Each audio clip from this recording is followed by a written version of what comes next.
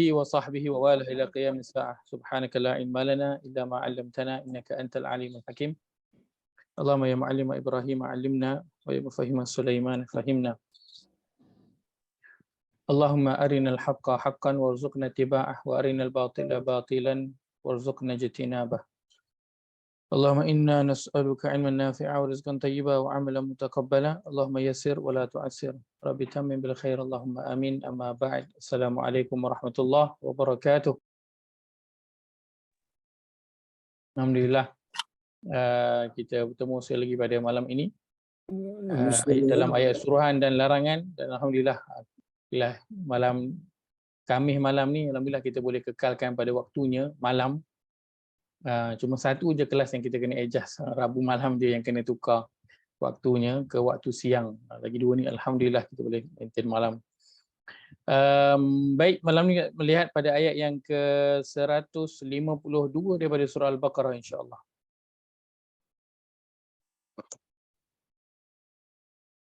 Surah yang kedua ayat 152.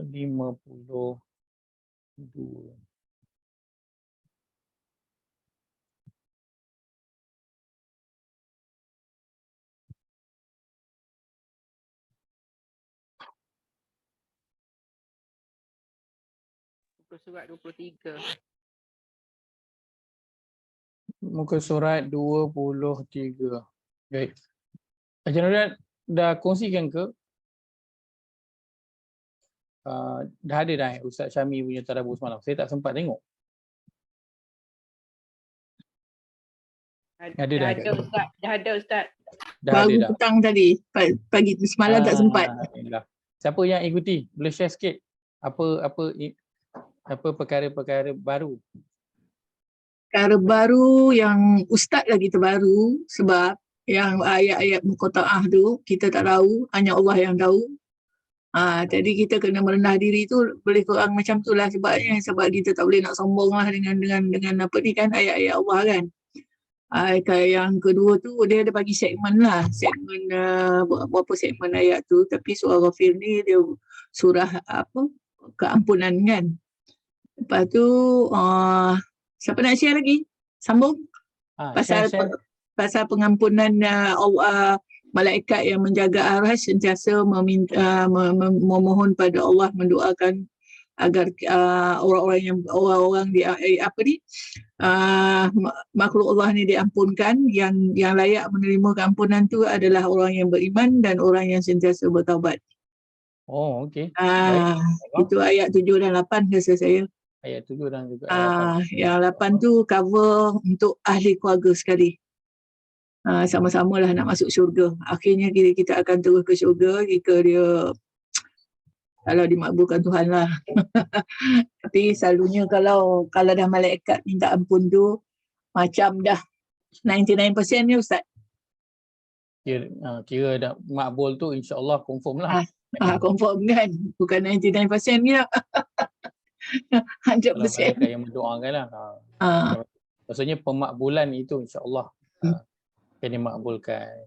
Macam mana pun nanti balik kepada Allah SWT. Tapi itulah betapa banyaknya tapi saya relate lah. Saya relatekan ke surah Yasin yang Ustaz mula-mula sebut tu lah, ayat 1 sampai 6 tu kan. Kita nak kita ni tak tahu kan. Allah aja yang Maha tahu, kita tak tahu. Jadi kita naklah memahami Al-Quran dengan merendah diri. Itu sebab dia kata setiap potongan ayat muqatta'ah ni, the next one penceritaan pasal Al-Quran. Dia nak suruh kita tahu melalui Al-Quran apa yang Allah nak beritahu lah. Belajarlah Al-Quran. Itulah lebih kurang. Betul tak Zainon? Zainon kena tu. What's your view Zainon? Kena bantu verify tu. Excellent. Semua dah cover tu. Yang lain ada. Yang lain. Dia kena kongsi. Prof Zila. Prof Zila tak join lah tadi. Tak ada, saya ada program lain tadi. Malam tadi. Azalillah hari tu Cikgu Nolia pun ada. Cikgu Nolia ada malam kan? Ada. Tak ada. Oh, Cikgu Nolia tak join. Azalillah ada.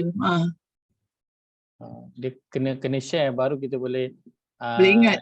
boleh ingat balik, boleh kita boleh lebih faham. Itu sebenarnya tugas apa? Kaum lelaki yang pergi solat Jumaat, tugas dia balik sembahyang Jumaat, dia kena kongsi dengan ahli keluarga apa khatib kata. Dia kena share dengan family apa khatib kata. Sebab yang perempuan tak pergi kan. Silakan Haji Zanun. Perkongsian surah Ghafir Saya cuma nak cakap dia tekankan pasal iman Ustaz. pasal The iman. most important malaikat tu akan ampunkan dosa untuk orang beriman saja. Malaikat akan mohon ampun untuk orang yang beriman. Iman. Ayat-ayat awal surah Ghafir dah. Ya. Dia ada sebutlah iman tu apa disebut Yazid ke apa? Yang turun naik itu apa perkataan dia Ustaz? Betul Yazid tu bertambah. Yazid dan Yakut Yazid dan ya apa ada satu lagi. Hampir Tambah ada dan berkurang ada. Yakut kan? Ya dan Qaf dah ada tu. Yan Lupa dah nak cari Yan tulis. Kus. Yakut ke apa macam itulah. Yan Kus Yazid wa Yan. Macam hari ni dia tak beriman tapi bila dia dah nak beriman tu malaikat tu dah akan mintakanlah keampunan dah untuk dia. Itu untungnya.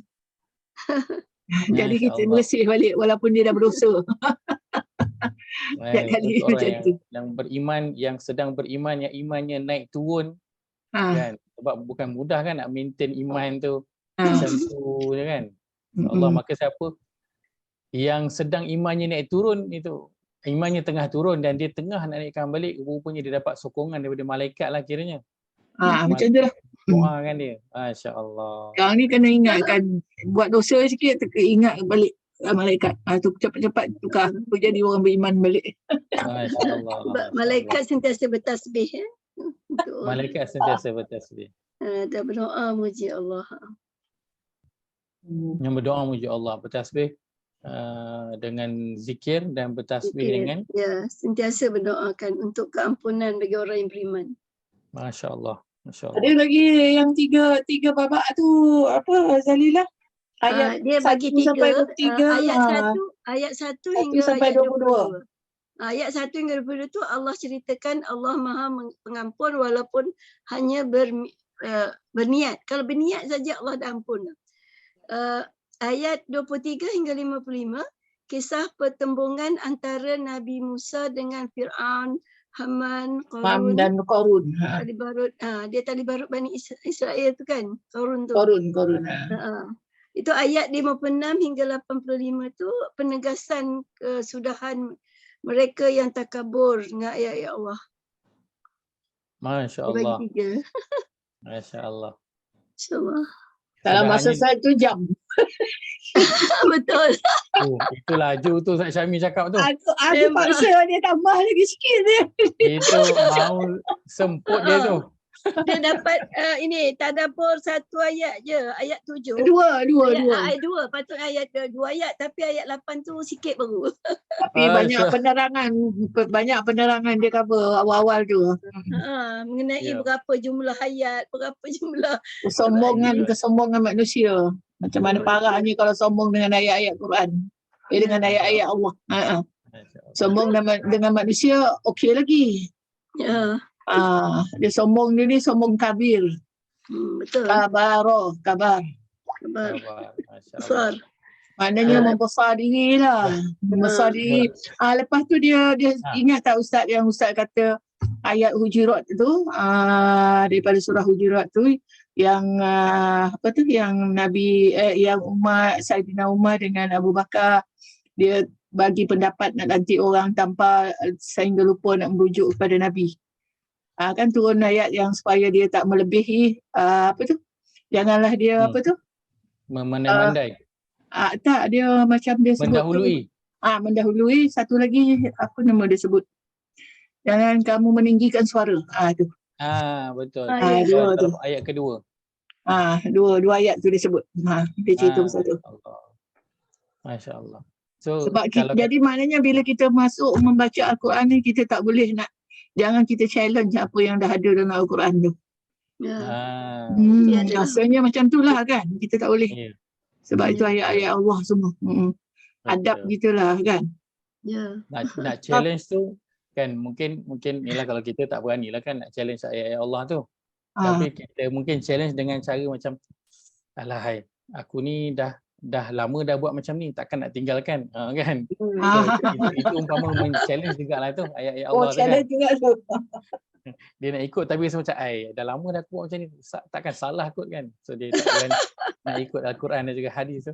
Itu mau challenge jugalah. Itulah dia serba sedikit Ustaz. Saya tak tulis Masya pun Allah. malam. Saya So tak. kiranya belajar surah Ghafir semalam, kalau Ah. ikutkan penerangan betul-betulnya belum habis lah kan. Belum lah. Tapi Belum ada lagi. summary dia macam tu lah. Sinopsis dia, sinopsis dia. Pelajarannya belum habis surah Ghafir, tapi saya tengok sangat banyak pengajaran dah boleh dapat kan. Ya, betul. Banyak pun. So Quran itu Alhamdulillah. tak perlu tunggu habis belajar kan. Tak perlu tunggu kita habis satu surah baru boleh kita nak ambil pengajaran, baru boleh nak amalkan kan.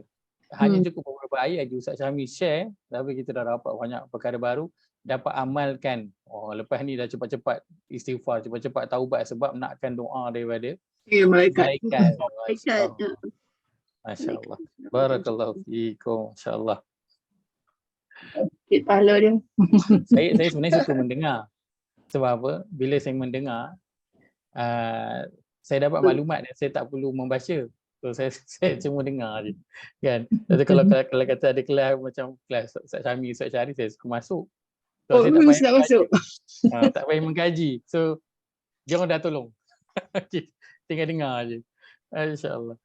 Baik, kita melihat ayat yang ke-152 pada halaman 23 surah Al-Baqarah. Nak baca Haji Ayah ada ke? Tak perasan tadi. Adakah Haji Ayah bersama dengan kita malam ini?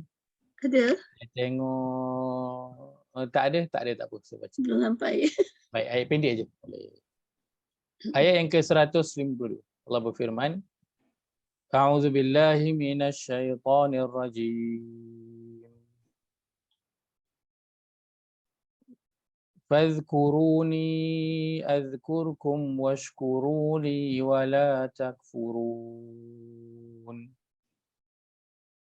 Terjemahan, oleh itu ingatlah kamu kepadaku dengan mematuhi hukum dan undang-undangku, supaya aku membalas kamu dengan kebaikan, dan bersyukurlah kamu kepadaku, dan janganlah kamu kufur akan nikmatku. Baik. Terjemahan semua letakkan macam ni ke? Sama terjemahannya? Lain sikit lah. Lain sikit. Baik. Ada terjemahan yang lain? Dia sebut sini, maka ingatlah kepadaku, nescaya akan aku ingat kepadamu. Dia maknakan dalam apa ni ayat dia ada penerangan lagi lah dekat footnote tu. Aku limpahkan rahmat dan keampunan kepadamu. Lepas tu dia sambung balik, bersyukur kepadaku dan janganlah kamu ingkar kepadaku. Baik. Okey. Saya suka kalau nak ambil terjemahan yang ringkas macam terjemahan yang Haji Nuriah baca tadi. Saya ambil yang itulah. Oleh itu ingatlah kamu kepadaku. Maka ingatlah kepadaku, nescaya akan aku ingat kepadamu. Okey, baik. Sebentar. Saya padamkan sini. Nescaya aku akan ingat kepadamu. Okay, baik. Yang footnote tu tak payah. Footnote dia? Aku limpahkan rahmat dan keampunan kepadamu. Okey, aku limpahkan rahmat dan juga keampunan dalam kurungan. Aku limpahkan rahmat dan keampunan. Baik. Dan bersyukurlah kamu kepadaku dan janganlah kamu kufur akan nikmatku. Ayat ke-152 daripada surah Al-Baqarah.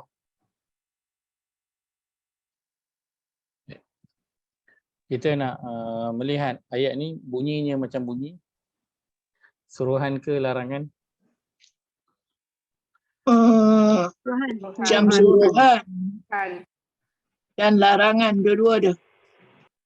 Macam suruhan macam juga larangan. Larangan. Okay, baik. Kita ada di awal, pada bahagian awal ini kita ada fadhkuruni.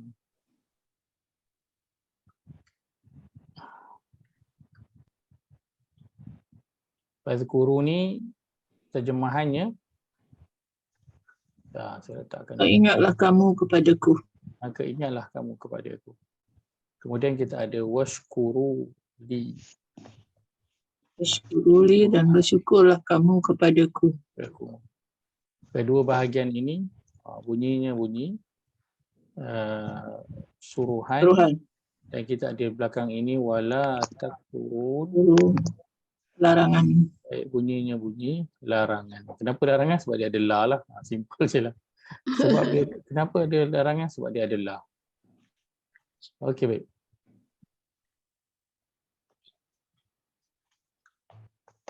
Kita melihat pada sedikit perkara yang boleh kita ambil daripada ayat ini. Allah sebutkan, maka ingatlah kamu kepada aku. Di sini perkataannya adalah, okay, apa perkataan yang kita nak highlightkan? Perkataannya adalah ingat. Ini perkataan yang kita beri perhatian. Zikr lah kan? Betul. Perkataannya adalah ingat. Ini dalam bahasa Melayunya. Azkuru.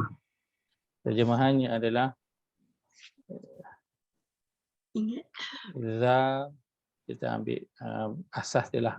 Asas dia. Karo. Karo. Karo. Ini dia punya makna asas dia.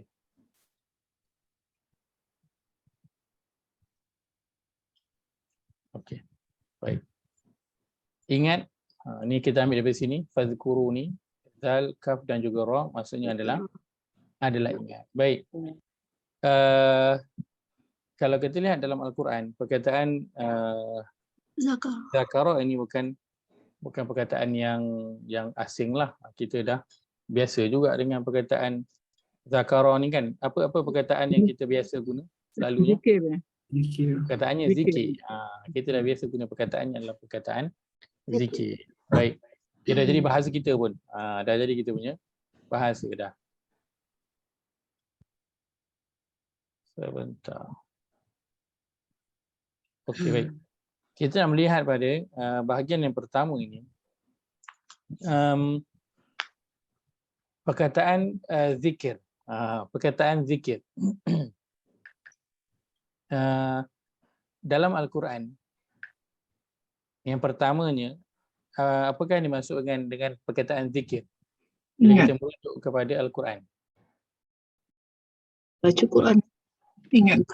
Zikir. Perkataan zikir dalam Al-Quran, yang pertama maknanya adalah Al-Quran. Maknanya adalah Al-Quran. Yang pertama. Kita lihat pada surah yang ke-29 ayat ke-50.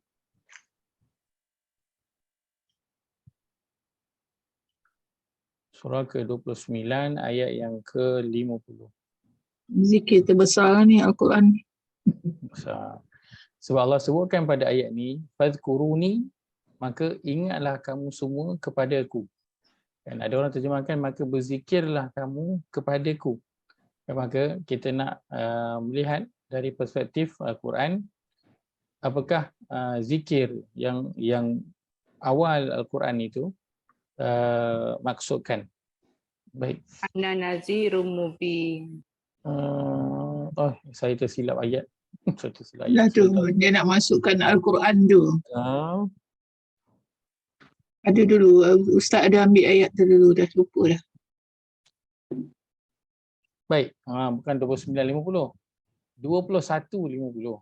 Salah. Itulah Al-Anfal kan? Al-Anfal kan Ustaz? Tak, surah 21 Al-Anbiya. Al-Anbiya. Al-Anbiya. Okey, muka surat 326. Minta maaf. Surah 326 surah Al-Anbiya, surah yang ke-21 ayat yang ke-50. Baik, saya baca saja. Allah berfirman, A'udzu billahi minasyaitonir rajim. Wa hadza dzikrun mubarakun anzalnah afa antum lahu munkirun. Terjemahan.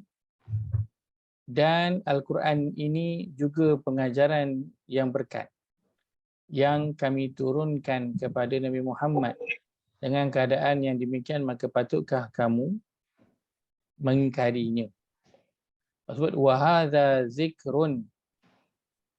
Terjemahan Quran letakkan apa? Al-Quran. Terjemahan terus letakkan Al-Quran. Dan ini Al-Quran mubarak yang penuh dengan keberkatan, anzalnah yang kami turunkan. So zikrun ataupun zikir yang pertama yang Allah sebutkan dalam kalau dalam Al-Quran, yang kalau kita jumpa perkataan zikir yang pertamanya ialah Al-Quran. Begitulah juga Allah sebutkan pada ayat yang ke-6 pada surah yang ke-15. Muka surat 262. Muka surat 262 surah Al-Hijr, surah yang ke-15 ayat yang ke-6. Allah berfirman, A'udzu billahi minasyaitonir rajim. Wa qalu ya ayyuhalladzi nuzzila 'alaihi dzikru innaka lamajnun. Terjemahan. Dan mereka yang ingkar berkata kepada Nabi Muhammad SAW, wahai orang yang kepadanya diturunkan Al-Quran, sesungguhnya engkau adalah orang yang gila. Ya ayyuhalladzi nuzzila 'alaihi dzikr. Mana perkataan Quran dalam ni? Tak ada. Yang ada perkataan apa? Az-zikr. Dia cuma letakkan wahai orang yang kepadanya diturunkan Al-Quran. Maka az-zikr Al-Quran. Sama macam ayat ke-9 tu Allah sebutkan inna nahnu nazzalna dzikra wa inna lahu lahafizun. Sesungguhnya kamilah yang menurunkan Al-Quran dan kamilah yang memelihara dan menjaganya. Maka perkataan az-zikr pertamanya dia adalah maka bila Allah kata fadhkuruni azkurkum, Allah kata ingatlah kamu kepadaku. Nak ingat kepada Allah dengan cara bagaimana? Cukup. Dengan cara membaca Al-Quran. Nak berzikir kepada Allah dengan cara macam mana? Dengan Cukup. cara membaca Al-Quran. Kerana inilah zikir yang Besar. paling besar, yang paling utama yang Allah sebutkan dalam Al-Quran. Tapi Ustaz, kita Ya, baca saya. selalunya kita tak faham. Dia baca sunnah kita. Kita tak faham. Jadi cukup ke kita baca dan bila macam kita ikut kelas ni, kelas ni kita adalah juga kefahaman sedikit kan. Tapi macam kalau yang surah-surah yang belum tu kita tak faham pun. Dan kadang-kadang yang kita dah belajar dalam ni pun bila kita baca balik, kita hanya boleh baca tapi tak dapat intipati ni maksud Al-Quran. Okey, baik.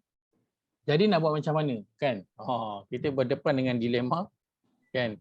Dibaca tapi kita tak faham. Jadi nak buat apa? Ni tengah nak memahami lah ni. Tengah nak memahami. Pertamanya kena berusaha untuk nak memahami. Itu pertamanya lah. Bila kita sedar kita baca tapi tak faham, so usaha kita adalah cuba untuk nak memahami. Antara caranya kita masuk kelas. Tapi seperti mana Datuk Ani sebutkan juga, waktu masuk kelas ni faham lah kan. Tapi nanti bila baca balik seseorang dia jadi tak ingat balik. Maka nak buat macam mana? Baik. Antaranya ialah dengan kita membaca terjemahan. Sebab dengan baca terjemahan kita dah boleh dapat makna yang umum daripada ayat. So itu jauh lebih baik daripada kita hanya membaca ayat Quran je tanpa kita baca terjemahan kan. So bila kita baca dengan terjemahan tu kita dapat dah. Itu langkah yang dah besar dah tu. Lebih daripada kalau hanya membaca teks Arabnya sahaja. Maka Allah kata bila nak ingat kepada aku buat apa? Baca Quran. Dan walaupun orang tu dia baca Quran tapi dia tak faham. Selalunya orang akan apa? Orang katakanlah tiba-tiba di tengah jalan-jalan je dia dengar Quran. Apa kan jadi pada dia walaupun dia tak faham pun. kita kan kita tengah jalan-jalan ke dengar orang baca Quran ataupun dengar orang pasang Quran, apa jadi pada kita? Walaupun kita tak faham apa yang dibaca, tapi kita akan ada rasa macam kalau waktu Tenang. tu tengah rasa tenang. Rasa Kalau tenang. waktu tu tengah dengar Quran, first kali mesti akan ingat balik ke siapa? Mesti akan ingat ke Allah punya lah. Kalau dengar Quran tu, mesti akan ingat ke Allah. Kalau tengah nak buat perkara yang tak baik, 30 dia lah. kemudian kita jaya masuk. Dia yang Tengah- masuk je. Tengah halan aja. Kita tengah nak buat yang tak berapa nak baik, tiba-tiba dengar Quran. Maka apa akan jadi? Kita akan ingat kepada Allah dan kita stop buat daripada apa yang kita nak buat tu. Maka mendengar saja Quran pun dah boleh mengingatkan seseorang itu kepada Allah walaupun dia tak faham pun apa yang dia baca itu. Maka teruskan je baca Quran walaupun tak faham, kan? Akan tetapi jangan terus maintain dalam level itu. Kena tingkatkan dengan baca minimumnya Al-Quran, terjemahan tu minimum kena baca dia punya terjemahan. Barulah akan jadi dua perkara. Pertama, barulah Al-Quran itu akan menjadikan kita ingat kepada Allah, dan yang kedua, barulah Al-Quran itu akan jadi peringatan. Sebab nak dapatkan peringatan dia kena fahamlah, kan, barulah boleh dapat peringatan yang disebutkan tu. Maka dengan membaca Quran dan membaca terjemahan, dua perkara kita akan ingat kepada Allah dan kita akan dapat peringatan. Maka az-zikr, bentuk nak ingat kepada Allah yang pertama sekali adalah dengan Al-Quran. Baik, yang kedua, ini saya simpulkan daripada Al-Quran sahaja. Saya simpulkan daripada Al-Quran sahaja. Boleh kalau kita ambil daripada hadis, daripada kalam ulama, akan ada. Tapi saya nak buat skop perbincangan kita hanya daripada Al-Quran sahaja dulu. Yang kedua, nak mengingati Allah adalah dengan cara solat. Allah sebutkan, kita lihat pada surah yang ke-20 ayat ke-14. Surah 20 ayat ke-14 pada muka surat 313.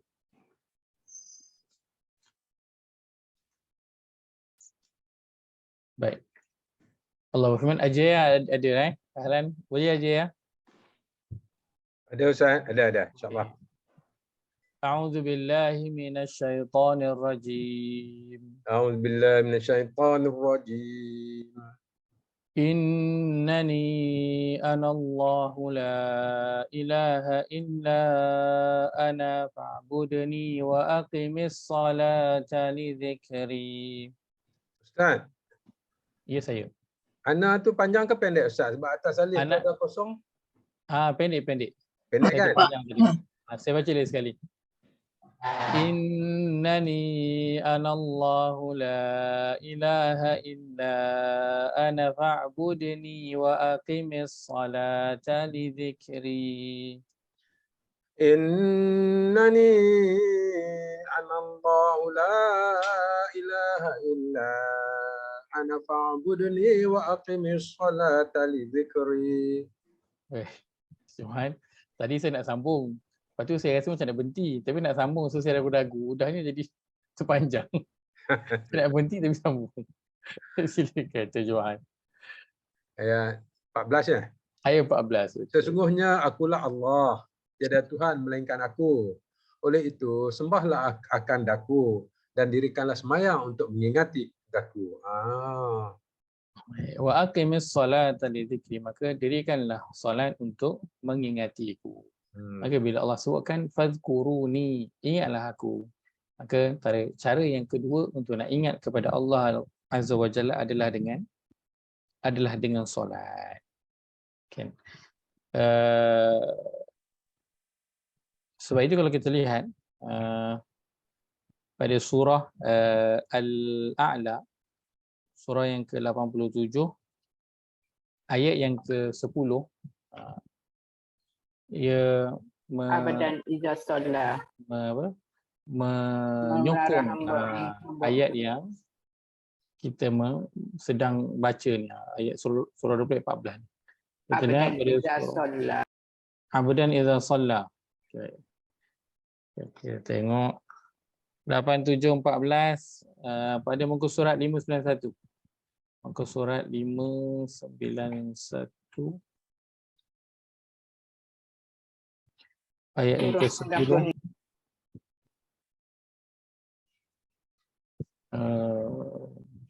Okey, ayat 15.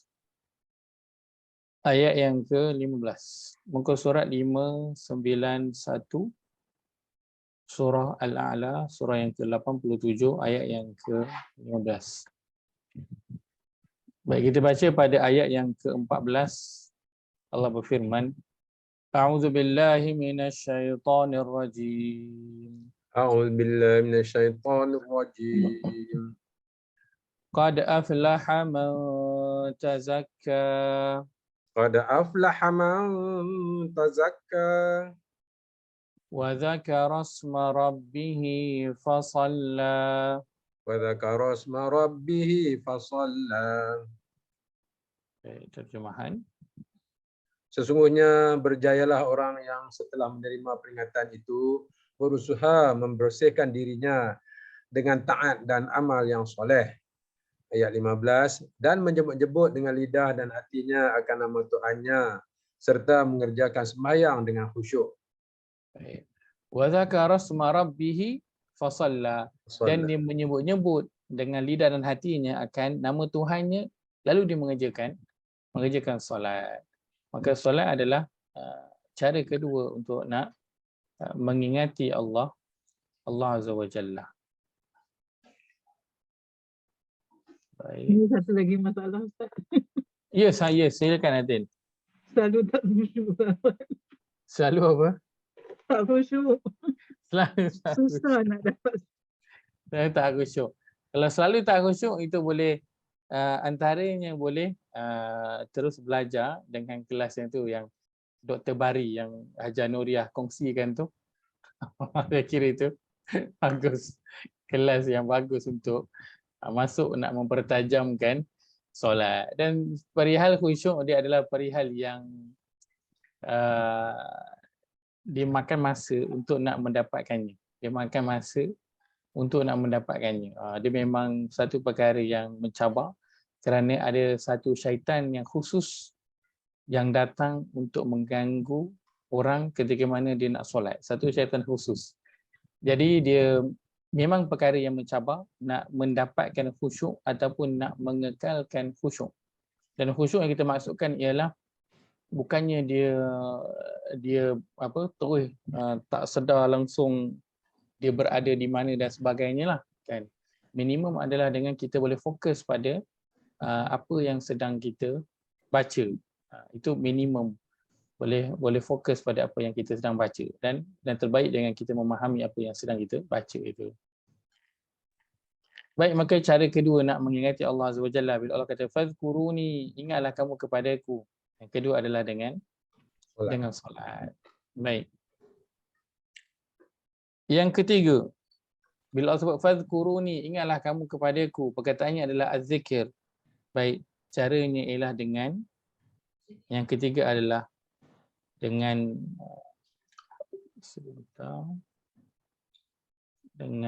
ingat dan berzikir. Dengan ingat dan berzikir. Baik, kita lihat contoh pada surah yang kedua, ayat ke-200. Surah 2 ayat 200.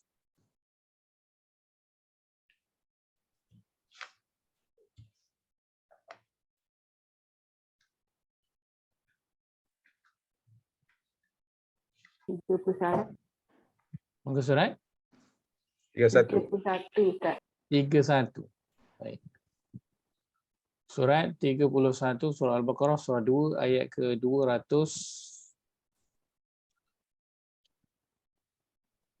Allah berfirman, A'udzu billahi minasyaitonir rajim. A'udzu billahi minasyaitonir rajim. فإذا قضيتم مناسككم فاذكروا الله كذكركم آباءكم أو أشد ذكرا. فإذا قضيتم مناسككم فاذكروا الله كذكركم آباءكم أو أشد ذكرا. فمن الناس من يقول ربنا آتنا في الدنيا وما له في الآخرة من خلاق. فمن الناس من يقول ربنا آتنا في الدنيا وما له في الآخرة من خلاق. Terjemahan. Kemudian apabila kamu telah selesai mengerjakan amalan ibadat haji kamu, maka hendaklah kamu menyebut-nyebut dan mengingati Allah dengan membesarkannya sebagaimana kamu dahulu menyebut-nyebut, yakni memuji-muji datuk nenek kamu, bahkan dengan sebutan yang lebih lagi. Dalam pada itu ada di antara manusia yang berdoa dengan berkata, "Wahai Tuhan kami, berilah kami kebaikan di dunia." Orang-orang ini diberikan kebaikan di dunia dan tidak ada baginya sedikit pun kebaikan di akhirat. Baik. Kita melihat pada awal firman Allah, "Idza qadaytum manasikakum fadhkurullah ka dzikrikum aba'akum aw ashadda dzikra." Kemudian apabila kamu telah selesai mengerjakan amalan ibadah haji, maka hendaklah kamu menyebut-nyebut dan mengingati Allah sebagaimana kamu menyebut-nyebut ataupun memuji-muji datuk nenek kamu. Maka zikir, ingat di sini adalah apa? Ingat di sini adalah sebut dan ingat. Ingat kepada Allah dan berzikir. Ingat kepada Allah dan juga zikir. Zikir yang apa zikir kita lah. Subhanallah, Alhamdulillah, Allahu Akbar, la ilaha illallah, zikir yang biasa. Yang kita biasa berzikir. Dan Allah suruh sebut-sebut nama dia. Kenapa? Allah gandingkan dengan kadzikrikum aba'akum. Kalau kita tak tahu macam mana nak zikir, nak sebut-sebut nama Allah tu, maka Allah berikan perumpamaannya. Seperti mana kamu menyebut-nyebut ataupun memuji-muji datuk nenek kamu. Sebab orang-orang terdahulu bila selesai dia buat haji, antara perkara yang mereka lakukan adalah mereka duduk berkumpul sambil bercerita tentang diri mereka, tentang dan yang topik utamanya adalah tentang keturunan mereka. Ceritalah keturunan dia begini kan. Dan lagi-lagi orang yang kalau pergi mengerjakan haji dulu, bukannya sekejap kan. Berbulan-bulan nak berangkat tu, nak sampai ke sini dah sebulan. Buat haji. Lepas tu nak balik kan. Paling kurang minimum lah 2 bulan setengah. Dia tak balik ke kampung. So teringat. So bila teringat kan, sebut-sebutlah cerita-cerita tentang mak dia, tentang ayah dia, tentang atuk dia, keturunan dia. Pada sama ada kawan dia ataupun orang-orang yang baru dia jumpa. Mereka duduk sembang. Maka Allah kata, dah selesai buat haji, sebut-sebutlah nama Allah. Dan ingatlah Allah. Seperti mana kamu duk sebut dan duk ingat datuk nenek keturunan kamu tu, kamu puji-puji dia.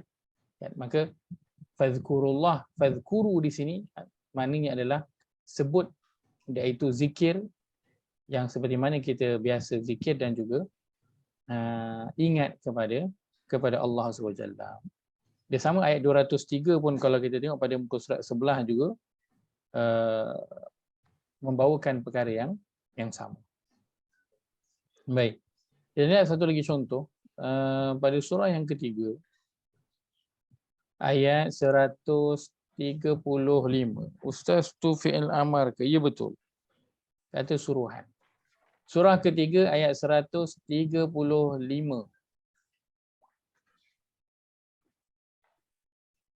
Baik. Muka surat 67. Muka surat 67. Surah Ali Imran, surah yang ketiga ayat 135. Allah berfirman, A'udzu billahi minasyaitonir rajim. A'udzu billahi minasyaitonir rajim. والذين إذا فعلوا فاحشة أو ظلموا أنفسهم ذكروا الله والذين إذا فعلوا فاحشة أو ظلموا أنفسهم ذكروا الله ذكروا الله فاستغفروا لذنوبهم ومن يغفر الذنوب إلا الله ذكروا الله فاستغفروا لذنوبهم ومن يغفر الذنوب إلا الله ومن يغفر الذنوب إلا الله ولم يصروا على ما فعلوا وهم يعلمون ومن يغفر الذنوب إلا الله ولم يصروا على ما فعلوا وهم يعلمون. Terjemahan. Dan juga orang-orang yang apabila melakukan perbuatan keji atau menganiaya diri sendiri, mereka segera ingat kepada Allah lalu memohon ampun akan dosa mereka. Dan sememangnya tidak ada yang mengampunkan dosa-dosa melainkan Allah. Dan mereka juga tidak meneruskan perbuatan keji yang mereka telah lakukan itu, sedang mereka mengetahui akan salahnya dan akibatnya. Baik. Di sini disebutkan zakarullah. Dan juga orang bila melakukan perbuatan keji atau maknanya diri sendiri, mereka segera ingat kepada Allah. So zakarullah sini maksud dia adalah mereka ingat kepada, bila nak buat salah tu teringat dekat Allah. Dia maksud di sini zakarullah tu adalah teringat. Dia bukannya dia berzikir ke ataupun dia solat ke kan, ataupun dia baca Quran waktu dia tengah nak buat salah, buat dosa tu dia tiba-tiba teringat dekat Allah. Lalu dia pun beristighfar sebab dia sedar dia dah buat salah. Begitu juga ayat yang biasa kita dengar, inna fi khalqis samawati wal ard, kan, ayat 190 surah Ali Imran ini kan, inna fi khalqis samawati wal ard wa ikhtilafil laili wan nahari la ayatin li ulil albab alladzina yadhkuruna Allaha qiyaman wa qu'udan wa ala junubihim. Kan Allah sebut penciptaan langit dan bumi, pergantian siang dan malam, itu semua adalah tanda-tanda kekuasaan, kebijaksanaan dan keluasan rahmat Allah bagi orang-orang yang berakal. Iaitu Allah sebutkan yazkuruna, perkataannya adalah yazkuruna, zikir sama. Iaitu orang-orang yang menyebut dan mengingat Allah semasa dia berdiri, duduk dan semasa berbaring mengiring. Maka bila kita tahu makna ini, maka kita dah boleh nampak sikit bila Allah kata, oleh itu ingatlah kamu kepadaku, fadhkuruni, ingatlah kamu kepadaku. Maka ada 3 cara yang telah kita sebutkan untuk mengingat Allah SWT. Pertamanya Al-Quran. Dan inilah bentuk peringatan, bentuk ingatan, bentuk zikir yang paling utama, yang paling besar sekali. Itulah Al-Quran. Al-Quran dia sumber zikir yang utama. Siapa yang nak berzikir dengan Quran, itu yang terbaik. Siapa yang nak ingat kepada Allah dengan Al-Quran, itu yang terbaik. Siapa yang dia nak mengambil peringatan dengan menggunakan Al-Quran, maka itu yang terbaik. Yang kedua dengan solat. Dan dalam solat juga adanya apa? Adanya bacaan Al-Quran.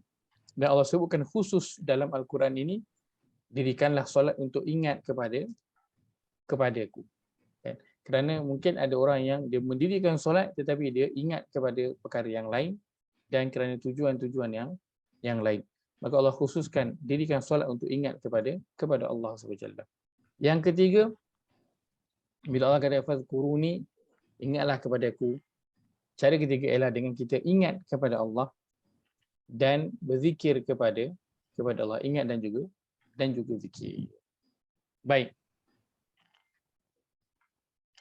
Maka ini 3 perkara yang minimumnya kita boleh nampak apabila Allah sebutkan dalam Al-Quran, ingatlah kepadaku.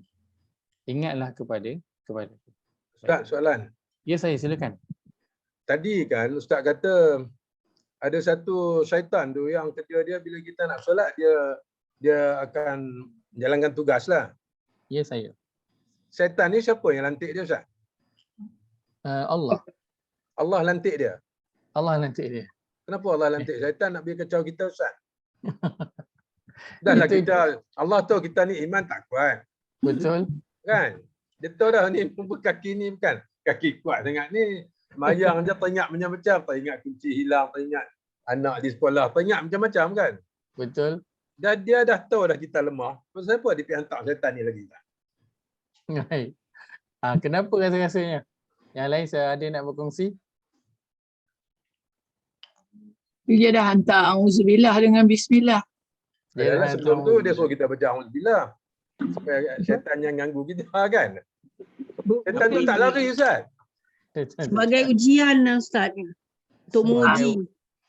Sebagai cubaan. Untuk menguji kita.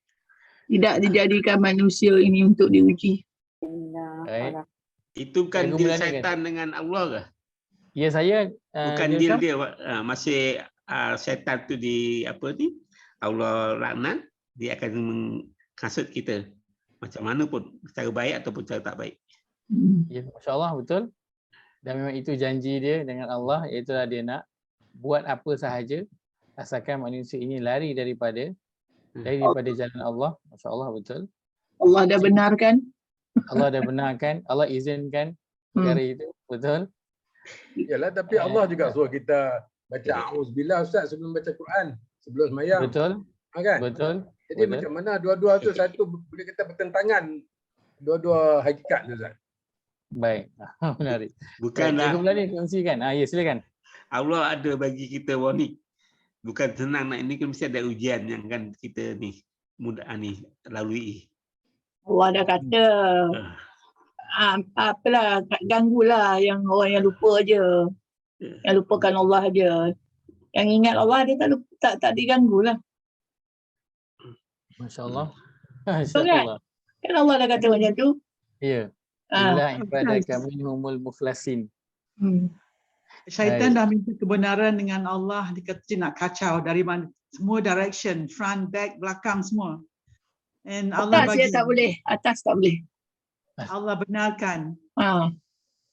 Tapi Syaitan, dia kata dia tak boleh ganggu orang-orang yang beriman betul-betul kepada Allah. So Allah nak bagi selection system di mana orang yang hanya yang kuat yang akan terselamat daripada syaitan. So syaitan has a free reign. Betul. masya-Allah. Masya-Allah, barakallahu fiik. Wazila. Yang saya yang ajar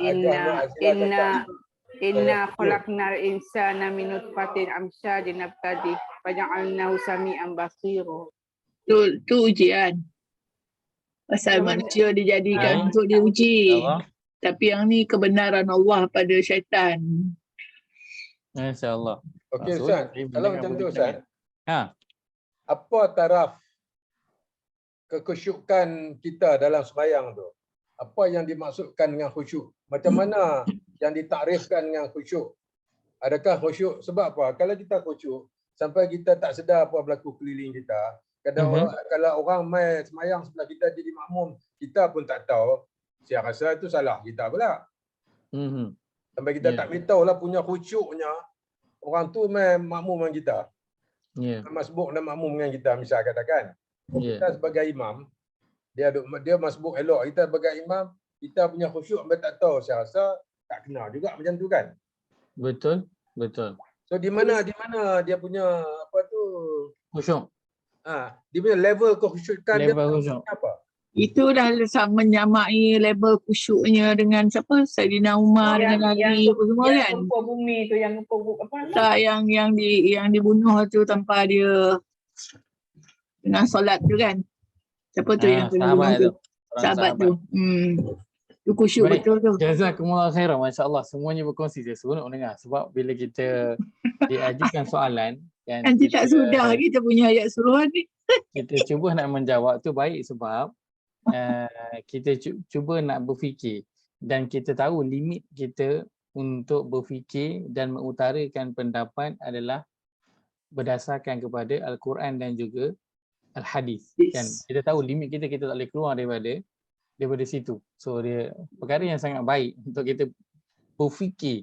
Sebab dengan Quran dia memang nak mengajak orang untuk nak berfikir kenapa. So bila Jaya tanya soalan tu, soalan yang sangat bagus sebab dia mengajak kita untuk nak berfikir. Okay, baik. Cikgu Muladi berkongsikan, kan syaitan yang dah buat perjanjian dengan Allah masa syaitan kena halau keluar dari syurga. Baik. Ada syaitan yang khusus untuk nak Zab ke apa nama dia? manusia ketika nak solat. Jadi macam mana manusia nak dapatkan khusyuk? Sedangkan yang perlu dilakukan oleh manusia dalam solat adalah khusyuk. Kena dapatkan itu. Baik. Kalau kita kembali kepada asal-asalnya ialah Allah sebutkan dalam surah Asy-Syams. Allah kata wasyamsi wadduhaha wal qamari idza talaha wan nahari idza jallaha wal laili idza yaghshaha was samai wa ma banaha wal ardi wa ma tahaha fa alhamaha fujuraha wa taqwaha. Maka kami mengilhamkan kepadanya fujur, perkara-perkara yang salah, wa taqwaha, dan juga ketakwaannya. Baik. Bila seorang itu lahir ke dunia, dia lahir dalam keadaan apa? Fitrah. Lahir dalam keadaan fitrah. Itulah lahir dalam keadaan Islam, lahir dalam keadaan yang baik. Atau kita biasa sebutkan dia lahir dalam ibarat kain yang putih. Baik. Di dunia ini jika Allah menjadikan semua warnanya putih, kita tahu tak warna yang lain selain daripada warna putih? Tak ada. Kita akan tahu tak warna putih itu adalah warna yang cerah terang dan namanya putih selagi kita tak tengok warna hitam. Tak tahu. Bila kita tengok warna hitam baru kita tahu, oh ini warnanya putih. Dan warna putih ni dia terang, warna hitam dia gelap. Maka Allah jadikan yang warna hitam antaranya kerana nak bagi tahu kita apakah dia warna putih itu. Maka bila Allah jadikan manusia, Allah berikan kepada dia nafsu, dan nafsu itu boleh saja Allah jadikan dia taat kepada Allah Azza wa Jalla. Akan tapi Allah jadikan asalnya itu baik, tetapi kemudian Allah ilhamkan juga kepadanya untuk apa? Perkara-perkara yang tidak baik. Lalu kita tahulah dalam kehidupan kita ini bahawa mencuri itu salah. Kenapa kita tahu salah? Sebab kita dah tahu apa yang betul. Iaitu yang betul adalah setiap hak orang itu kita kena bagi dan kita tak boleh ambil. Setiap hak orang itu adalah hak dia. Dan siapa yang ambil itu perkara yang salah. Daripada salah kita akan belajar tentang perkara yang betul. Daripada kegagalan kita akan belajar tentang kejayaan.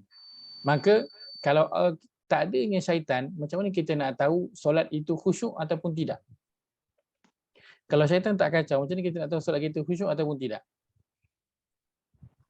Kita tak akan tahu solat kita khusyuk ataupun tidak. Bila ada syaitan ganggu, barulah diri kita akan struggle untuk nak apa? Untuk nak maintain solat kita tu. Penanda aras ni Ustaz. Penanda aras. Syaitan ni penanda aras. Kalau syaitan tak apa ni, tak ganggu you, maknanya level kekhusyukan tu tak ada. Syaitan boleh ganggu orang yang khusyuk. So bila kita sekarang kita masuk solat, macam mana kita boleh tahu kita tak khusyuk? Bila kita berfikir tentang benda-benda yang lain. Kan? Bila kita fikir tentang perkara yang lain. Maka macam mana kita boleh terfikir tentang perkara yang lain kerana syaitan dan tak kacau. Kau ingat tak ni? Kau ingat ni? Kau ingat ni? Maka kita tahu, bila aku duk terfikir benda yang lain, itu tanda dia aku tak khusyuk waktu solat. Dan kita tahu kita tak khusyuk, kenapa? Kerana syaitan datang ganggu. Maka apa kita buat? Barulah kita akan struggle untuk nak menghalau syaitan dan nak back on track tu. Balik pada track asal kita yang aku kena solat untuk kena ingat Allah. So kalau aku dah tak ingat Allah, maka aku dah lari daripada jalan tu, aku kena balik. Akan tapi kalau Allah jadikan solat itu memang tak ada gangguan daripada syaitan. Kita solat angkat takbir terus ingat Allah daripada mula sampailah kita salam. Maka kita tak akan tahu pun apa itu khusyuk. Kita tak akan tahu sebab kita tidak tahu apa itu tidak khusyuk. Maka kita akan rasa solat macam tu je lah solatnya. Kita akan rasa setiap waktu solat kita adalah sama sahaja kerana kita tak ada rasakan apa-apa pun perbezaan. Contoh, kalau kita selalu bagi dekat anak kita duit belanja RM5. Tiba-tiba dah berapa lama tiba-tiba kita bagi dia RM2. Bila kita bagi dia RM2, apa yang dia belajar? Dia akan belajar banyak perkara. Yang Antaranya dia tak boleh belanja sesuka hati. Dia kena beli, fikir dulu sebelum nak beli. Pelajaran tu dia dapat bila? Bila dia dapat duit RM2. Tapi kalau katakan ayah dia daripada kecil sampai besar, sepanjang sekolah tu, daripada darjah 1 sampai darjah 6, bagi RM5 setiap hari. Anak tu dapat tak pelajaran yang dia kena berhati-hati ketika berbelanja? Dia tak dapat. Dia tak tahu pun apa itu belanja dengan berhemah. Kenapa? Kerana dia dapat duit belanja yang banyak dan dia boleh beli je apa yang dia nak. Maka dia tak kenal apa itu belanja dengan berhemah ataupun belanja dengan berhati-hati, fikir sebelum. Kita tahu sekarang kita tak khusyuk kerana adanya gangguan syaitan, dan kalau syaitan tak ganggu, kita tak akan tahu pun nak beza apa itu khusyuk dan apa itu tidak khusyuk. Dan mungkin istilah tidak khusyuk pun tak akan ada dalam kamus kita, kerana solat itu memang kita ingat je Allah memanjang je, dan akhirnya hilang roh daripada ibadah itu. Kerana ibadah yang kita buat ni, kita ada rasa zuk dia, orang kata zuk dia, rasa roh dia. Kenapa? Kerana adanya gangguan. So bila ada gangguan, kita akan lebih struggle nak maintain kita punya pace itu, jalan laluan tu kita struggle nak maintain. Dan dengan usaha dan struggle kita, itulah yang membuatkan kita rasa apa? Rasa seronok dengan hasil ibadah yang berjaya kita buat. Bangun solat di awal waktu, dia jadi seronok bila kita tahu aku ini bangun kerana Allah. Dan nak bangun tidur pagi solat qiyamul lail ke solat subuh ni bukan senang. Aku kena struggle nak bangun, kena apa? Kerah diri ni nak bangun solat ni. Maka itu yang buatkan ibadah itu terasa apa? Terasa manis. Tapi kalau bangun okey je, bangun solat macam biasa, senang, semua senang je kan. Maka ibadah tu tak akan rasa manis. Maka sebenarnya syaitan yang Allah utus adalah untuk bagi kita tahu dia punya dua side. Kedua-dua bahagian tentang satu perkara. Dan dengan adanya syaitan juga, dia bagi kita apa? Dia bagi kita nanti kelonggaran di hadapan Allah Azza wa Jalla. Akan dibagi nanti kelonggaran di hadapan Allah Azza wa Jalla. Kerana adanya syaitan itulah Allah menjadikan wa khuliqal insanu dha'ifa. Allah jadikan manusia itu dalam keadaan lemah, dhaif. Maka itu semua nanti alasan kita nanti di hadapan Allah Azza wa Jalla, dengan keadaan kita yang lemah, dengan gangguan daripada syaitan, itu nanti kita akan beri alasannya di hadapan Allah Azza wa Jalla. Mudah-mudahan perkara itu meringankanlah dosa-dosa yang kita tanggung dalam ibadah kita yang tidak sempurna itu. Wallahu a'lam. Tanya sikit. Silakan. Kalau kita tengah sembahyang, betul-betul teringatlah tak khusyuk kan. Jadi katakan ke rakaat kedua, kita berhentikan sembahyang tu, kita start all over again. Boleh ke start? Oh, okey baik.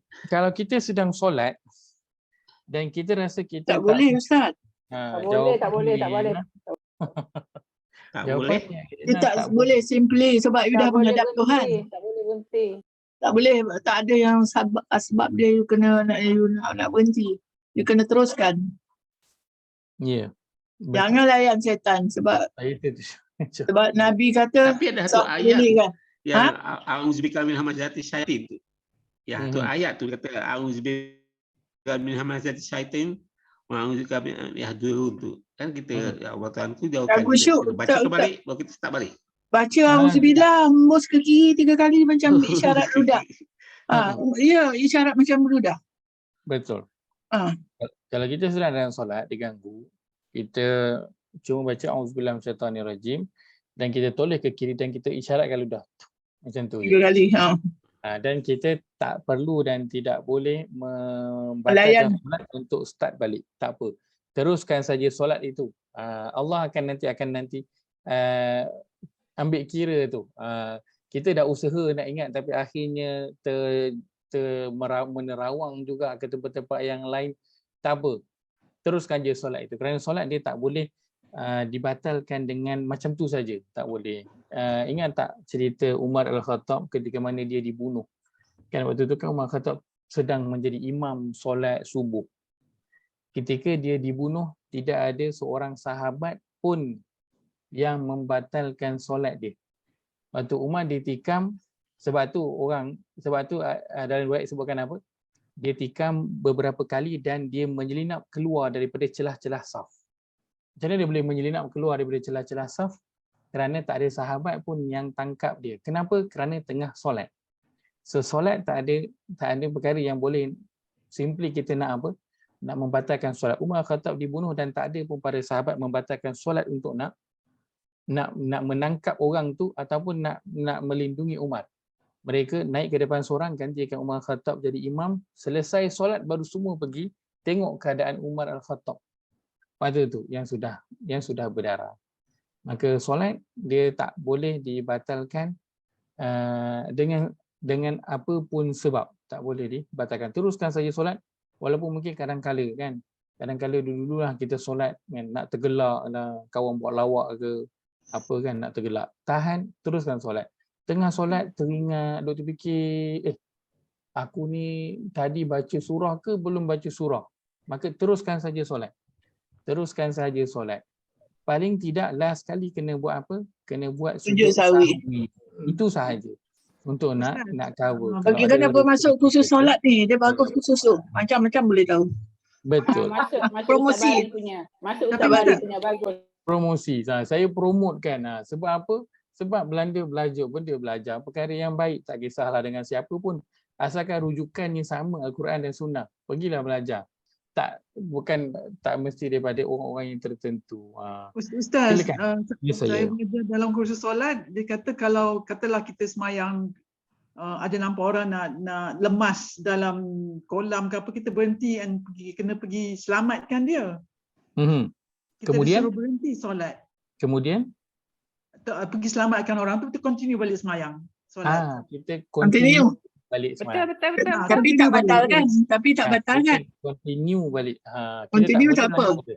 Kita sambung balik. Sambung. Ya. Kalau ada 2 rakaat, jadi 3, nak jadikan 4 ke 3 ke, sambung dia. Tambah aja.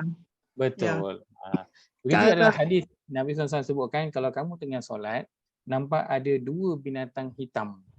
Ular hitam ataupun kalajengking hitam. Maka Nabi kata, bunuh. So kalau tengah solat, nak bunuh ular bukannya ketuk sekali habis kan. Kita nak ketuk, tiba ular tu terlari kepala dia, ketuk badan dia. Tahu kita nak ketuk dia pun menghadap kita kan, dah menggelabah kita. So perlu nak ketuk beberapa kali. Ataupun kalau jengking kan, nak kena ketuk beberapa kali. So kita dah tak boleh maintain dekat tempat kita berdiri, kita akan dah bergerak-bergerak. Tapi apa yang Nabi kata, lepas itu sambung balik solat.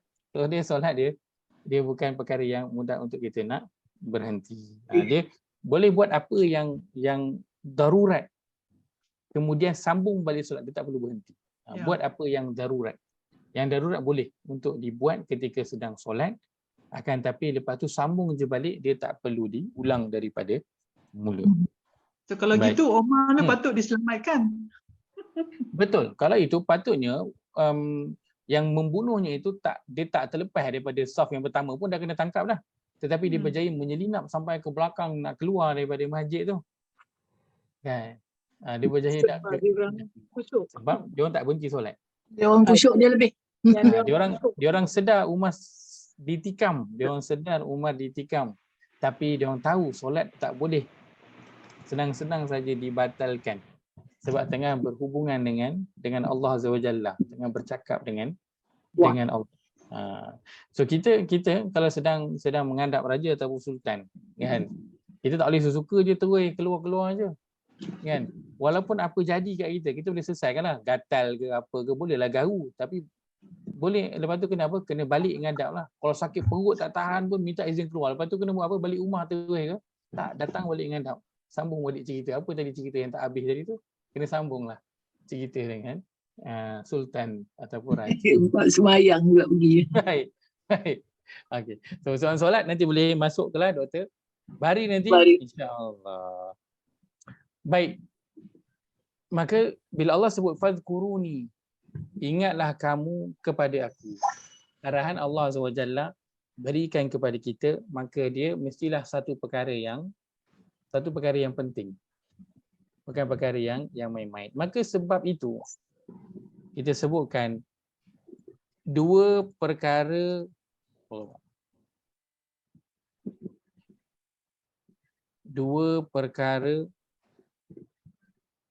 yang difokuskan oleh syaitan. Baik, kita lihat pada surah yang surah yang kelima, ayat 91. Surah yang kelima, ayat 91.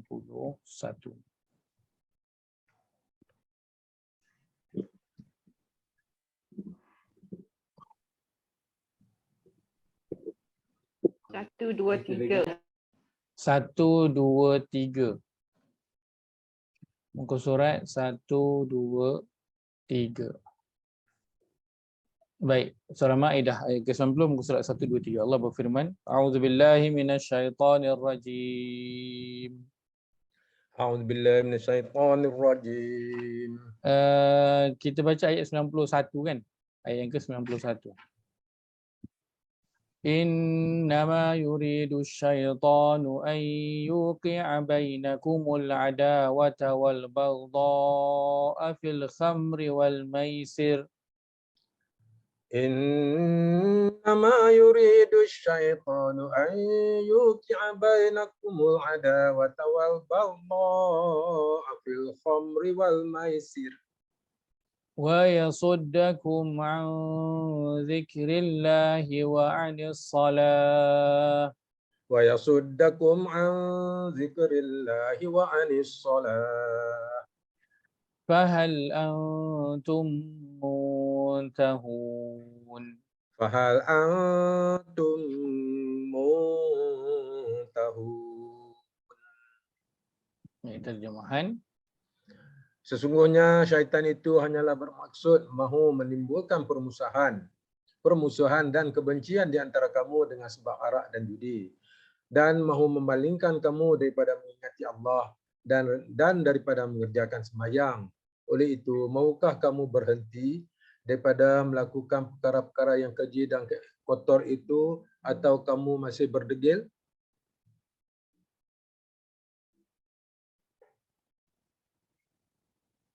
Maaf, saya mute pula. Innama, sesungguhnya tidak lain. Apa yang diinginkan oleh syaitan? Dia ingin menimbulkan permusuhan dan kebencian di antara kamu dengan sebab arak dan judi. Lain dan mahu memalingkan kamu daripada mengingati Allah. Lagi, dan mahu memalingkan kamu daripada mengerjakan solat. Maka syaitan fokus kepada 3 perkara yang kita nak ambil adalah 2 sahaja. Iaitulah apa? Dia fokus nak memalingkan kamu daripada mengingati Allah dan memalingkan kamu daripada mengerjakan solat. Kan? Baik. Maka kita dah lihat tadi dalam poin yang telah kita bincangkan. Cara nak mengingat Allah yang baik adalah apa?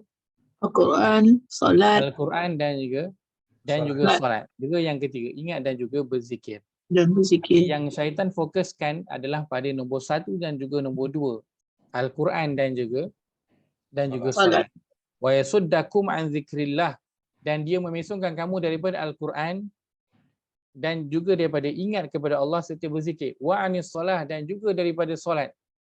Jadi ini fokus yang syaitan lakukan. Kenapa dia fokus buat perkara ini? Kerana Allah suruh. Allah ingatkan kita buat ini, maka syaitan buatkan kacau lah. Kalau Allah suruh buat, dia akan kacau lah supaya kita tak buat. Kalau Allah larang, maka dia akan kacau lah supaya kita buat apa yang dilarang itu. Maka bila Allah kata, fadhkuruni, ingatlah kamu kepadaku. Maka syaitan kata, okey baik, inilah job kita. Bagi dia orang tak ingat. Allah suruh ingat, job kita senang je. Bagi dia orang tak ingat. Jobnya Allah suruh solat untuk ingat Allah. Maka kita punya job adalah jangan bagi solat. Ataupun kalau dia orang solat, bagi dia orang tak ingat kepada Allah. Ingatkan dia orang dengan perkara-perkara yang lain. Baik. Secara umumnya, kita nak lihat dalam Al-Quran bagaimana cara syaitan nak menjalankan 2 perkara ini. Iaitulah apa? Nak menjauhkan manusia daripada Al-Quran, dan yang kedua nak menjauhkan manusia daripada solat. Baik. 4 perkara. Ya. 4 perkara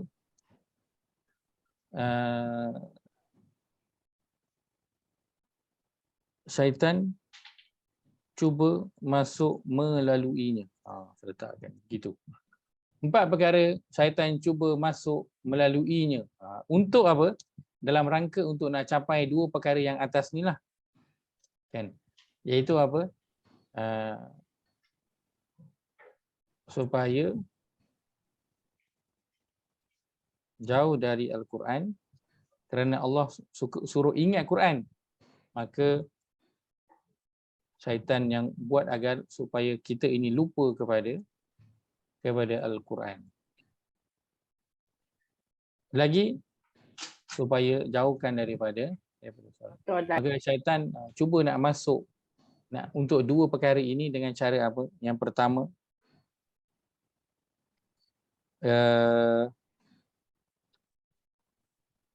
disebutkan di sini melalaikan ataupun melekakan.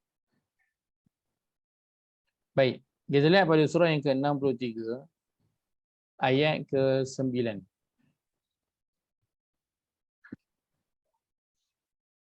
Surah yang ke-63 ayat ke-9.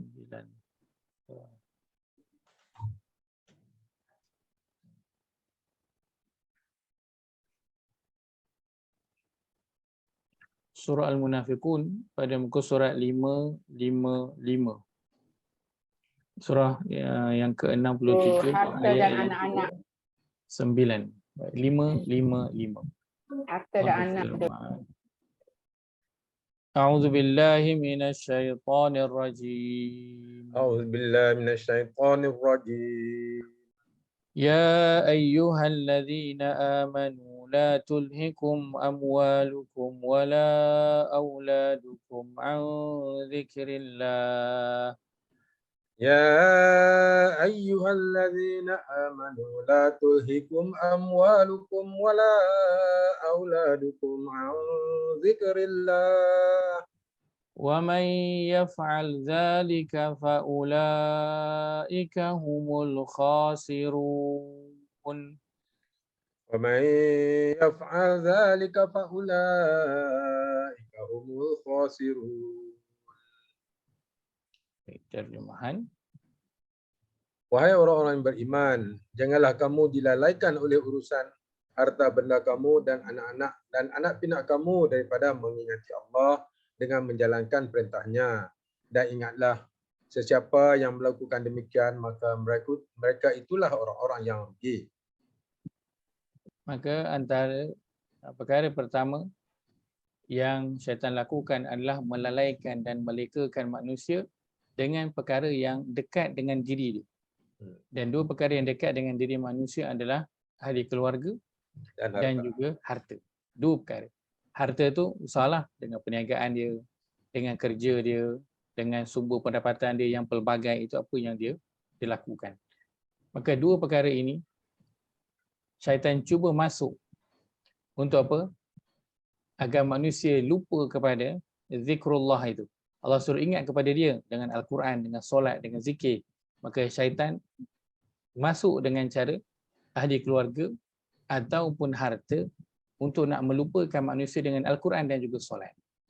Dan betapa dugaan ini dugaan yang berat tak? Berat. Beratlah kan? Betapa ramainya kan yang telah terlalai dan juga terleka dengan 2 perkara ini hingga lupa nak beri perhatian pada Al-Quran. Bahkan kadang-kadang nak beri perhatian kepada solat pun tak sempat. Sebab sibuk dengan ahli keluarga ataupun urusan mencari harta. Bijak tak syaitan? Surah tu dia bijaklah kan.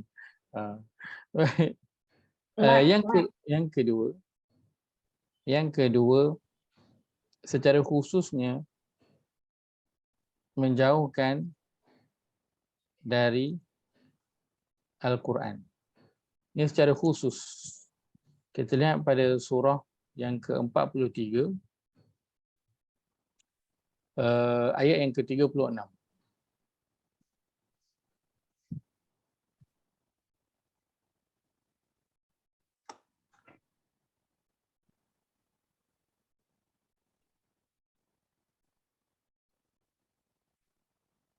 Az-Zukhruf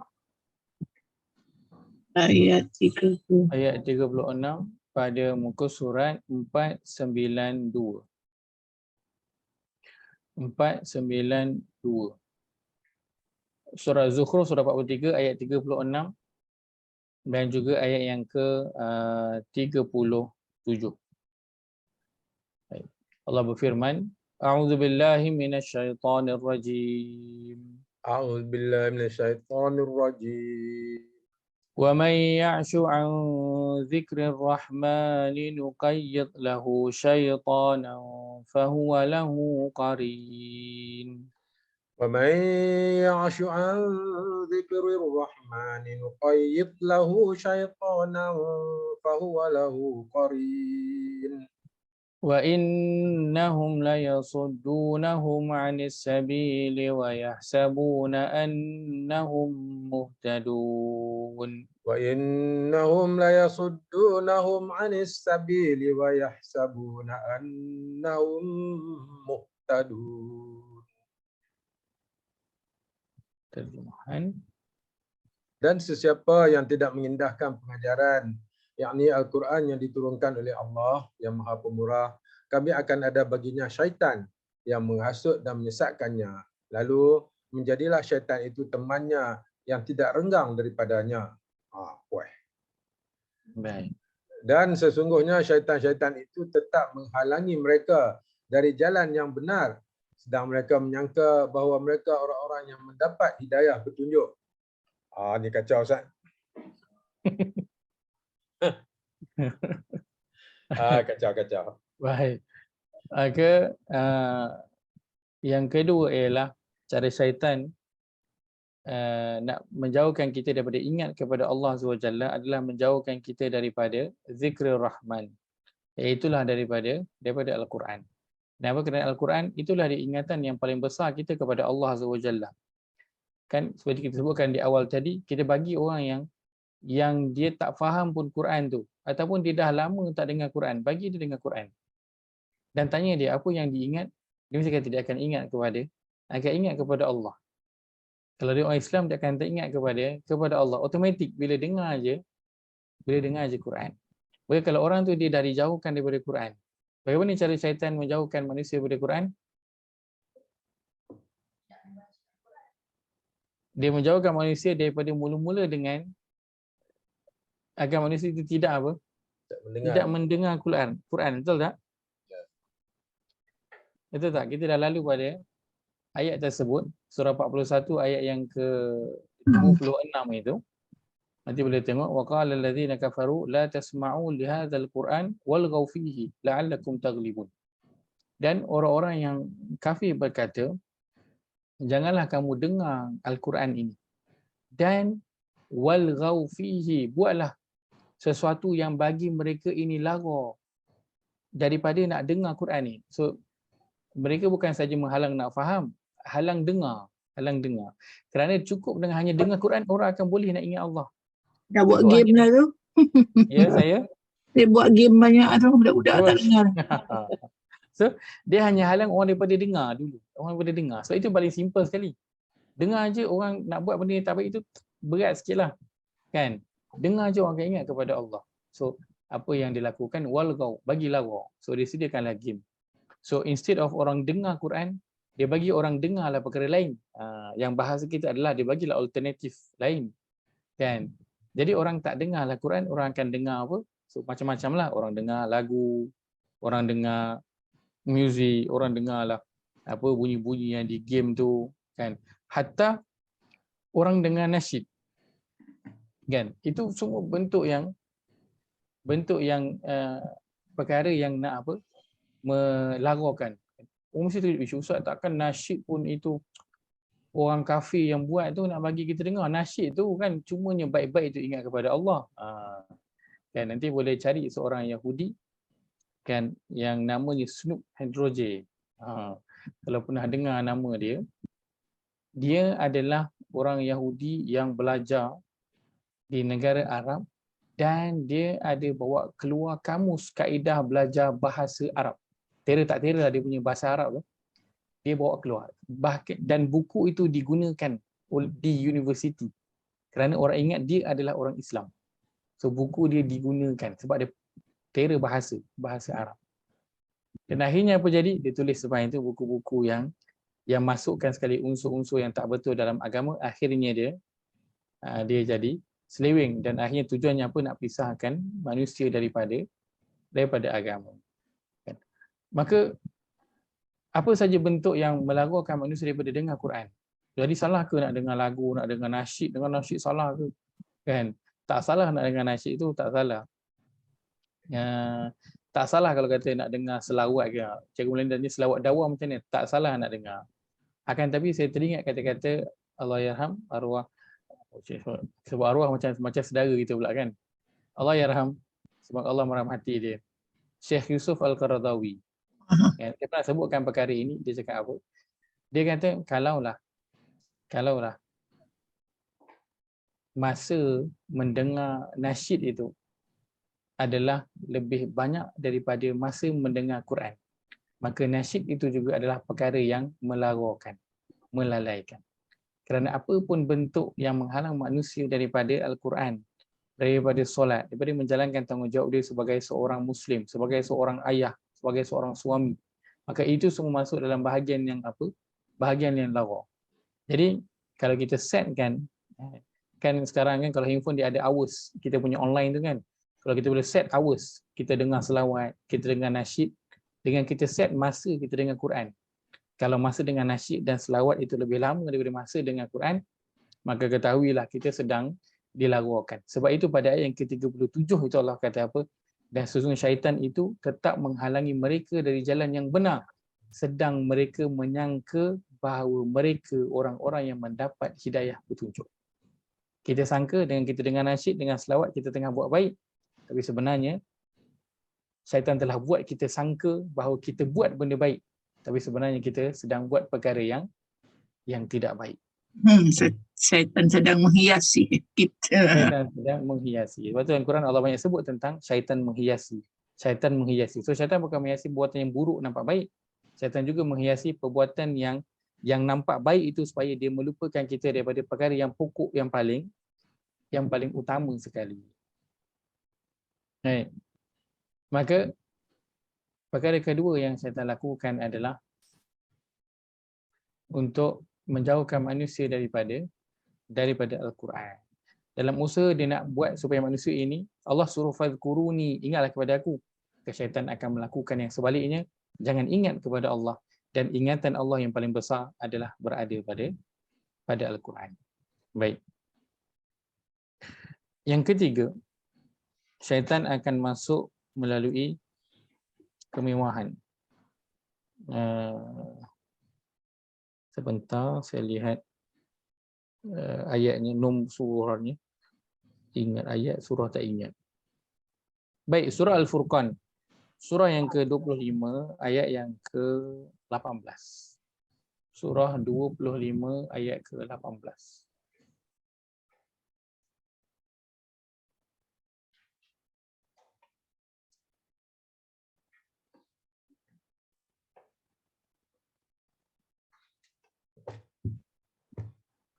Pada muka surat 361. Muka surat 361. Surah Al-Furqan, surah ke-25 ayat ke-18, Allah berfirman, A'udzu billahi minasyaitonir rajim. A'udzu billahi minasyaitonir rajim. Qalu subhanaka ma kana yanbaghi lana an nattakhidha min dunika min awliya. Qalu subhanaka ma kana yanbaghi lana an nattakhidha min dunika min awliya. ولكن متعتهم وآباءهم حتى نسوا الذكر وكانوا قوما بورا. ولكن متعتهم وآباءهم حتى نسوا الذكر وكانوا قوما بورا. Terjemahan. 18 Betul 18. Mereka menjawab, Maha suci Engkau, wahai Tuhan kami, sudah tentu tidak patut bagi kami mengambil sesiapa pun yang lain daripadamu sebagai pelindung yang disembah, dan tidak patut juga kami menyuruh orang menyembah kami. Tetapi Engkau, wahai Tuhan kami, telah melimpahkan kemewahan kepada mereka dan kepada datuk neneknya sehingga mereka lalai dan cuaikan ajaran agamamu, dan menjadilah mereka kaum yang binasa. Walakin mata'tahum wa aba'ahum hatta nasu dzikra. Daripada bahagian akhir ayat ni yang kita nak lihat. Akan tetapi ya Allah,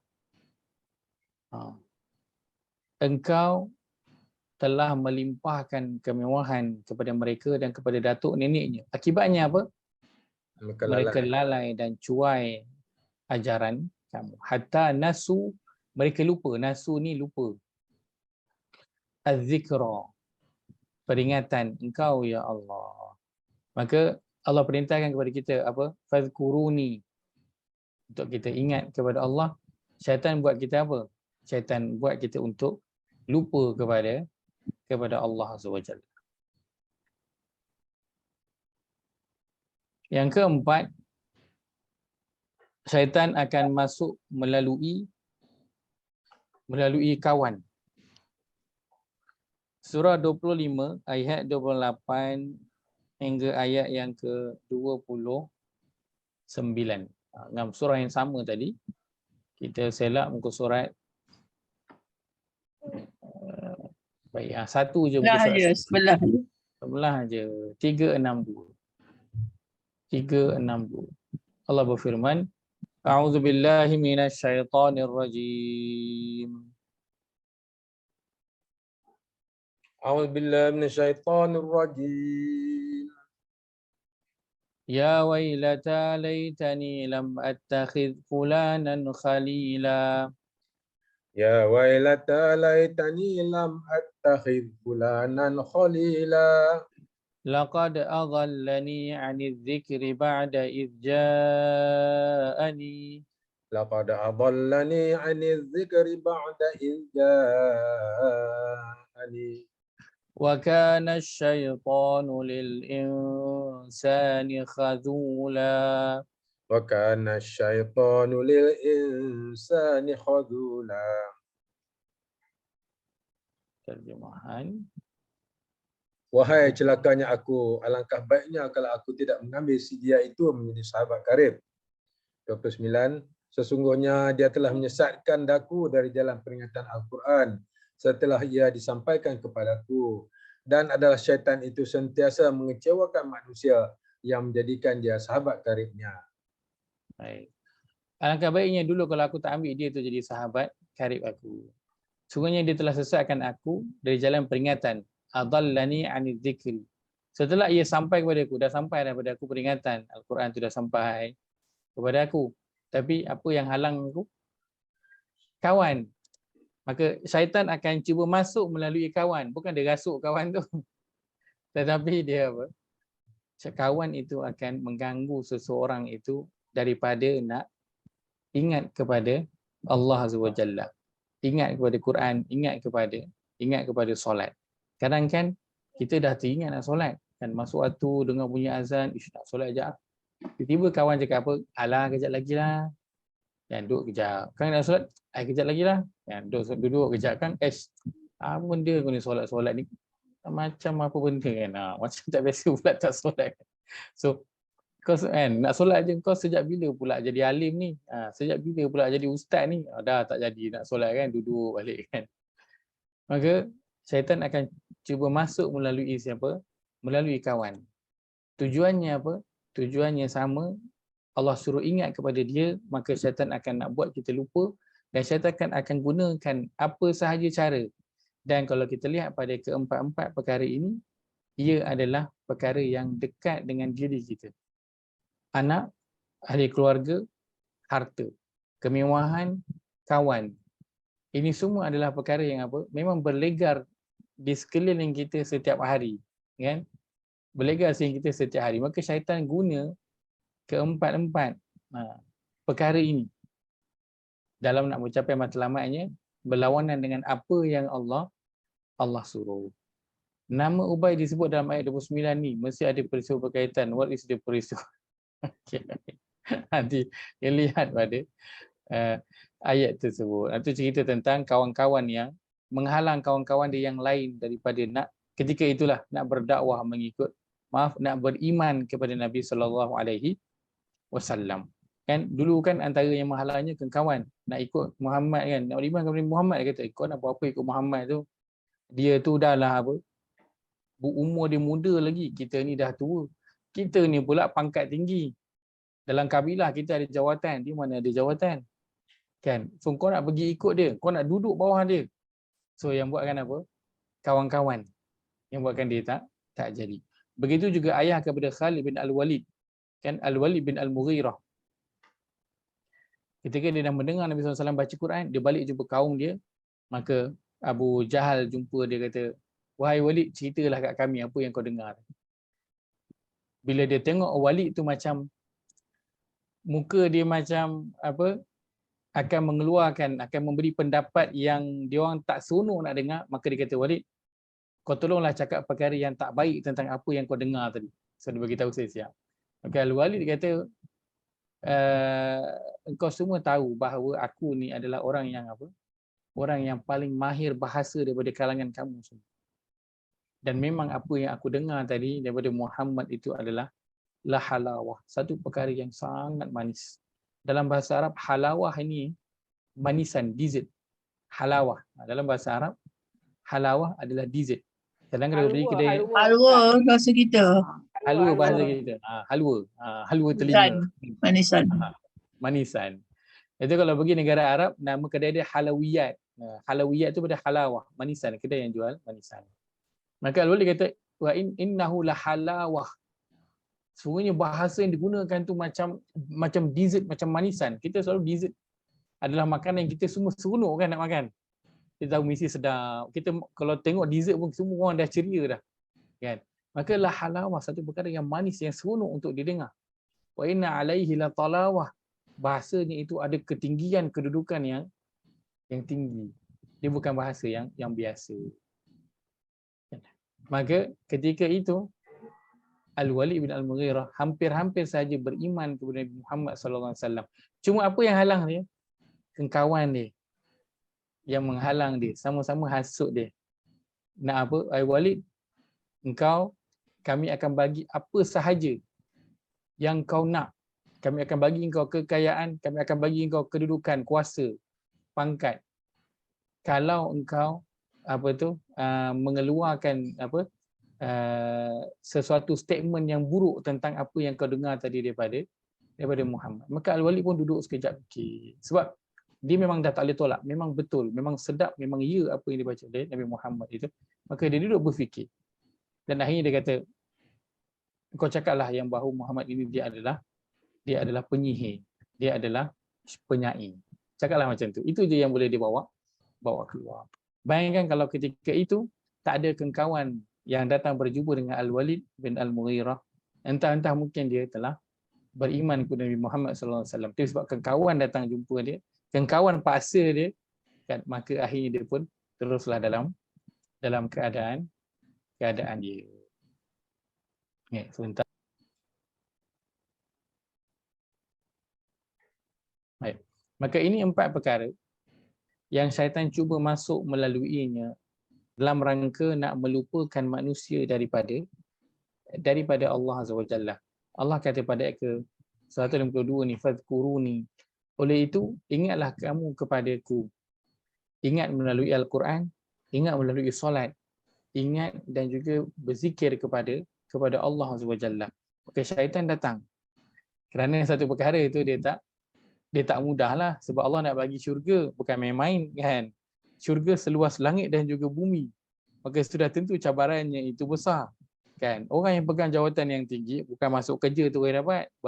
Berapa tahun baru nak dapat jawatan dia yang tinggi tu. Kecuali kalau dia ada kabel lah. Itu lain cerita lah. Cerita asal keadaan biasanya, nak capai jawatan yang tinggi, perlu lalu macam-macam jawatan dekat bawah tu, barulah sampai ke atas. Nak capai syurga yang seluas langit dan bumi, maka sudah tentu perlu lalu kepada cabaran. Dan inilah cabarannya yang Allah bawakan melalui syaitan dan juga iblis untuk mengajak kita melakukan perkara yang lain daripada apa yang Allah suruh buat. Maka dalam ayat ini Allah kata fazkuruni, ingat kepadaku, maka syaitan akan suruh ingat, akan buat kita lupa kepada Allah SWT. Baik, maka apa yang perlu kita lakukan? Apa yang perlu kita lakukan? Kita akan sambung perbincangannya pada minggu hadapan, insya-Allah. Baik, itu saja saya berkongsikan pada malam ini. Moga ada manfaat yang dapat diambil. Aku qauli hadza wa astaghfirullahal azim li wa lakum. Allahumma ja'al hadza jama'ana jam'an marhuma wa tafarruqana min ba'dihi tafarruqan ma'suma. Allahumma inna